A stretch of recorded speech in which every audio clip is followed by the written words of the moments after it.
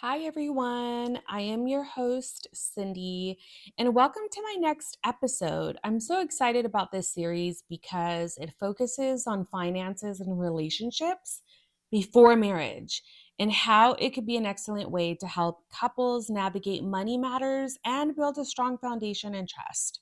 So, today's episode is called Bank Accounts and Boundaries. So, let's just get started. I want you to picture this though. You and your partner decide to split the dinner bill. And by the time that you've debated on who had the extra soda or who order the appetizer. The server's going to give you that, like, are you okay kind of look. So, sharing finances doesn't have to feel this awkward. And I know it happens all the time, especially early on when you're dating. And don't forget to listen to my previous episodes because I've talked about this. Who pays for the bill when you're just dating? So, if you're someone who goes out on dates, you're not in a relationship, you want to go back and you want to listen to those episodes. But this specific episode focuses on relationships. You're already in the relationship. But even sharing finances in a relationship does not have to feel this awkward. It's all about finding a rhythm and a system that works for the both of you. So, I'm going to ask the question: should you combine finances before marriage? I want to talk about the pros and cons here of combining finances early. And I'm going to share with you a little personal story about mine. So, some pros here about combining finances. Definitely helps to build that trust. It definitely helps to simplify bills, especially if you're living together. And also, it helps to plan jointly for future goals like vacation. If you plan to go on vacation, if you're engaged and you're planning a wedding. But there are some cons to combining your finances, like loss of financial independence. If you were somebody who is independent and came from a single life and you just can't budge on combining your hard working money with somebody else, you have that potential to lose that independence, right? Because now you have to think of another person. Now you're compromising. But also, there's a huge risk if the relationship doesn't work out. So, combining finances and the timing of it is so important. I mean, me personally, I would say combine your finances when you get married or like when you get engaged, but have the conversation about finances. Be very, very, very clear and concise on communicating about finances, income, debt, future goals. Be vulnerable with each other. Sit down every week. I mean, this can happen while in a relationship. I am a proving testimony of that. I am in a relationship right now. I am not engaged, but I do foresee a future with my person. And to be honest, I mean, we live together, and honestly, we share finances, our situations, because we foresee a future together. And, we both contribute to shared expenses. That's just the way it goes. But when we get married, definitely, definitely, we're gonna combine our finances. It's just the right thing to do. So, I want to offer some tips to you if you are my listeners and you don't know what's right for your relationship. Listen up because I want you to take down these notes because I think these are such great tips that I am going to offer you. This is going to help you to decide what's right for your relationship. Number one, I want you to start with transparency. I highly encourage you to have an open discussion about each partner's financial situation. This includes talking about income, talking about your debts and IOUs, and also talking about spending habits. Transparency will help to build that trust with each other, but it's also going to help identify potential challenges early on as well. Number two, I want you to define your goals. I want you to define your shared goals. Talk about what you both want to achieve financially whether it be saving for a home, maybe planning a wedding, or maybe you're planning to have kids. Maybe you don't want to have a wedding and don't want to get married, but just want to start a little family. And, that's a great way to define those goals.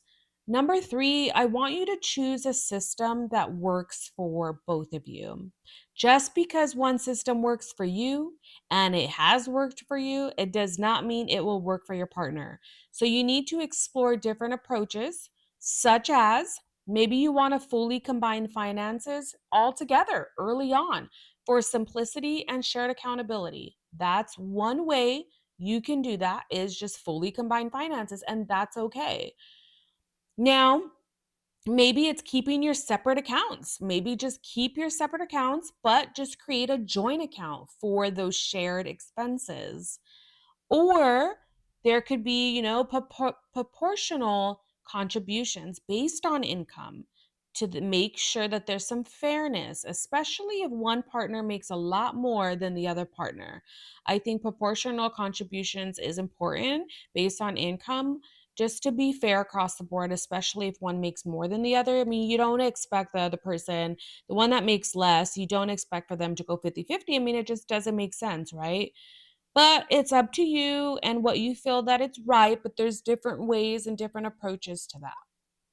Now, next, I want you to set those boundaries. I want you to establish clear expectations about spending limits, personal purchases, and even contributions to shared expenses, like who's paying for what? Who's going to pay the water bill? Who's going to pay the electricity? Who's going to pay utilities in general? Also, plan for flexibility, okay? Recognize that financial arrangements may even involve circumstances that may change. So, you want to check in with each other on a weekly basis, if not even more frequently than that. Now, I want to just jump right into setting boundaries because I think that it's so important and it is so essential for healthy communication. Setting boundaries. You need to be able to respect each other's spending habits as well as avoid resentment over contributions. You can't get mad at one another if one is paying more than the other. This is why you have to explicitly communicate clearly who is paying for what. Now, I want to provide some examples that'll help you to kind of gauge into setting those healthy boundaries and setting some strategies. Okay, I want to provide some strategies for you that it's going to help maintain that balance as well, and also just respect each other in your relationship. And the number one thing is, and I've always emphasized on this, is communicate clearly and set those limits on shared expenses, like agreeing on a specific budget and sticking to it. Also, respect each other's personal space. Also, define your financial independence. Do you want separate accounts? Do you want a joint account? And establish time boundaries. If you have a hobby or you have some self care, like you go every Saturday to go get a massage or you go get your nails done, if you want to spend Saturday morning just doing that, establish those boundaries early on. Also, agree on decision making roles, like who's going to handle specific financial responsibilities like paying the bills or paying the mortgage or the rent or groceries. Are you going to go half? Like, those are the type of things that need to be talked about. And I, again, emphasizing on regular check ins, weekly basis, or even more frequently if needed. Now, I want to dive a little deeper into creating, those fair systems for shared expenses. I think that this is so important. And I want to talk about the different approaches to managing joint expenses. Now, again, you can do this while living together. Maybe you don't want to get married with that person, but you're living together, or maybe you're dating and not living together yet, but still go out, and go, to restaurants or, dining, concerts, whatever the case is. Or maybe you are living together and you're engaged, and you want to talk about how are we going to manage our joint expenses.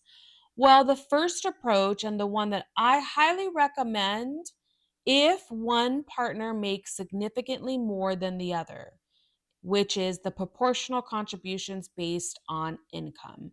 So basically, you are going to calculate the total amount of shared expenses, such as, rent or mortgage, utilities, food, things like that, that you are sharing together.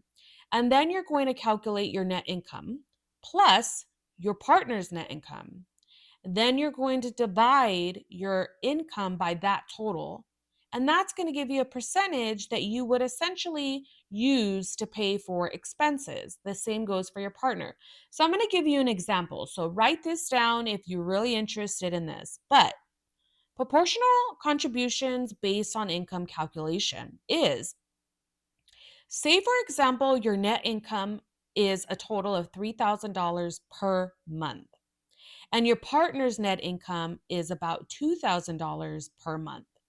That already tells you that you are bringing home $1,000 more than your partner. So proportional contribution based on income makes sense, right? Because one partner is bringing home more money than the other. But your total combined income based on this example totals $5,000. But you have a shared total of expenses is about 2,000 a month. So 2,000 consists of shared expenses, which is food, utilities, rent, things like that that you share, and it totals about $2,000 a month. So first you would divide your $3,000 of net income by the total combined income of 5,000. That's going to give you 60%. And then the same goes for your partner. 2,000 a month divided by 5,000 is 40%. So you will contribute 60% to the shared expenses and your partner will pay or contribute 40%. So 60% of the $2,000 of expenses is $1,200. And your partner is 2,000 times 40% is $800. So that right there tells you, based on your total net income, you are bringing home $3,000 a month, which is $1,000 more than your partner. That says that you're going to pay 60%, which is $1,200 towards your expenses, and your partner will contribute $800 because he or she only brings home $2,000 a month, at net income. So that's basically how you're going to calculate it. Now, the second approach is splitting 50-50.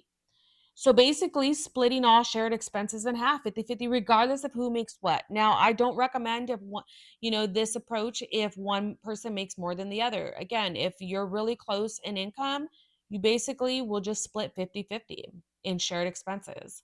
Now, also another approach is creating a joint account while maintaining separate personal accounts. So you will contribute all of your income into one joint account, or based on the income, like the example I just previously gave, you can transfer that portion of the income to a joint account, both of you, while still maintaining any separate personal accounts for personal bills and debts that you owe. That's also a really good one. That's also a really good approach, is having a joint account. Or, if you're choosing just a proportional contribution on income, but then one is paying, all the bills are coming out of one personal account, then you would obviously, your partner would transfer the money to you. So there's different ways of doing it, but definitely communication is key. Now, I want to wrap this up and I just want to highlight, combining finances before marriage is a deeply personal decision. It's very, very sensitive. It's a very sensitive topic to talk about, and I understand that, but it needs to happen. Setting boundaries, creating a fair expenses system can make all the difference in ensuring that peace in your relationship.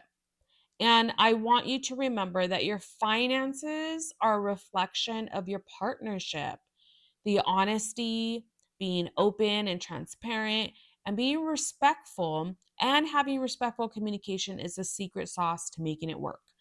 So, if you want some more tips and updates, follow me on Instagram. You can also subscribe to my YouTube, Apple Music, or Spotify so you don't miss out on any of my next episodes. So, until then, take care.